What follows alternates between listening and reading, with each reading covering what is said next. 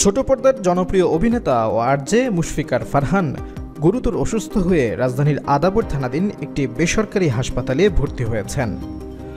শারীরিক অবস্থার অবনতি হলে শুক্রবার রাতে তাকে আইসিইউতে নেওয়া হয়েছে।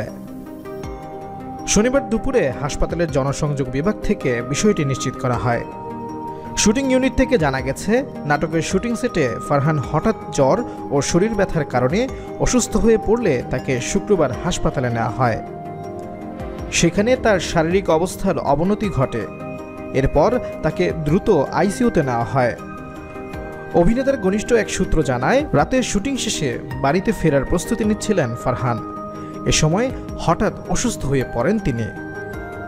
প্রচণ্ড শীত অনুভূত হচ্ছিল তার। নাটকের প্রোডাকশন টিম দ্রুত ৫ থেকে ৬টি কম্বল দিয়ে তার শীত নিবৃত করা যাচ্ছিল না। এরপরই রাজধানীর আদাবর থানাধীন এলাকার হাসপাতালে ভর্তি করা হয় তাকে। হাসপাতাল সূত্র বলছে, অভিনেতা মুশফিকার ফারহান জ্বর ও শরীর ব্যথা নিয়ে এসেছিলেন, কিন্তু তার শারীরিক অবস্থার অবনতি হলে তাকে আইসিইউতে নেওয়া হয়। এদিকে আজ এই অভিনেতার একটি নাটকের শুটিং ছিল, যেখানে সাফা কবিরের সঙ্গে সেই শুটিং বাতিল করা হয়েছে। আপাতত তার অসুস্থতার খবরে উদ্বিগ্ন তার ভক্তরা।